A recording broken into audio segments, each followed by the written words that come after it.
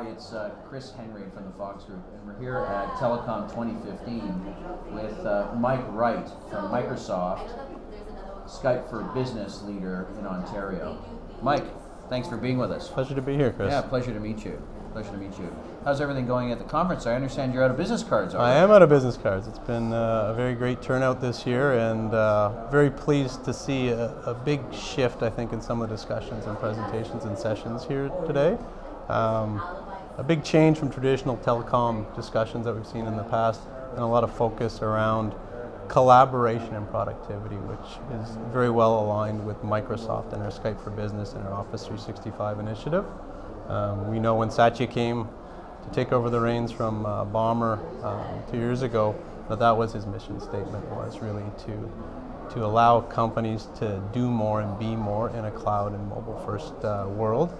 And we're seeing a lot of those discussions here today, which I think is a stark contrast from 5 years ago at these types of events. So what is it that's attracting everyone to Microsoft this year? This year, I think the momentum from the rebranding from Link to Skype for Business and what we're delivering in the cloud to large enterprise organizations, which is really allowing them to innovate at a pace that they haven't been able to do in the past. So we're really now delivering enterprise communications capabilities on a cloud scale to large organizations. Are you doing it directly as of yet, or is it still through partners? So to date, it's been traditionally through partners when you want to get to the enterprise voice capabilities of Skype for Business.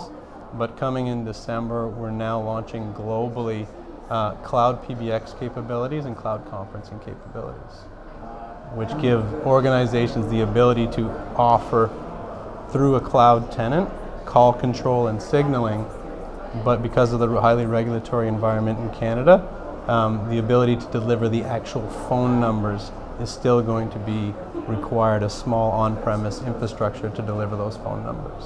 Okay.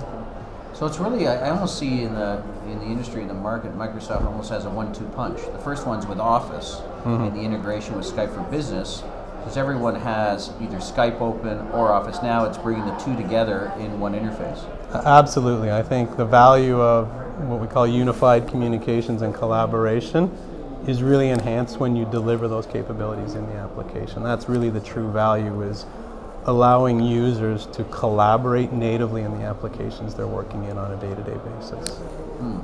And then you'll then be connecting that through the cloud, through Office 365, and that will be coming in December, you said. Absolutely. So we're delivering a subset of the enterprise voice capabilities that are coming to the United States in December globally. So around delivering PSTN dial-in conferencing capabilities in Office 365, as well as what we call the cloud PBX capabilities. So what's next in the marketplace? What sort of trends are Microsoft looking at and following? So what we're really trying to do is, and it's part of some of these capabilities we're delivering through the Office 365 cloud, is allowing organizations to leverage some of the things that can only really be delivered in a hyperscale cloud. So as a part of what's happening in December, broadcast meetings, which is taking your typical meeting and then using a platform like Azure Media, which Microsoft used to deliver the Olympics, to now allow customers to scale and push those types of meetings and experiences on a very large scale, up to 10,000 users. But really that's just a theoretical limitation, because for large events we can really push that up to millions. Now from a Microsoft point of view, what other changes have you seen since the new leadership has been in place? I think one of the biggest things, and you're seeing it, is Microsoft really just wants to deliver software and our platform that enhances productivity regardless of device. So you saw it with Office on iOS devices, now Office on Android. So we're really providing that true cross-platform experience. So you can not only be productive on a PC, but you can then become mobile and move to a tablet or a mobile device regardless of manufacturer, and still retain that same experience across those devices. Now what about the Microsoft, the new laptop? What's it called again? The Surface Book. So we had one here this morning, and it was one of just a select few in Canada, and it is a very impressive device. So I think until recently, we have been launching the Surface Pro and the Surface 4 as tablet and laptop hybrids. What the Surface Book is going to be is more of a laptop that can become a tablet. And it's aesthetically a very beautiful device with a lot of power for those high-end users that want that type of a device. So when you're working throughout the day, you have a lot of different devices that you can use. Yes. Throughout the entire day from beginning to end. Which device are you using the most these days?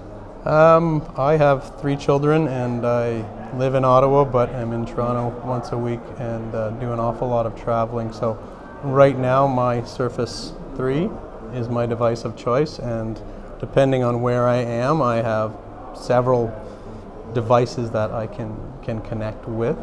And a new thing with Skype for Business is what we call call via work, where if I'm at my cottage or I'm somewhere where I don't have robust internet connectivity, I can now point the audio portion of the call to any landline. So I can now work at the cottage and not change my behavior. I can still communicate the way I always have, but I can push the audio to a reliable medium when it's not available to me. Well, that's a great feature, great innovation. Yeah. Well, thanks very much for speaking with us. My pleasure. Hope you have a great rest of the Telecom 2015. I will. Cheers. Thank you Thanks very much, Chris. Appreciate it. Yeah.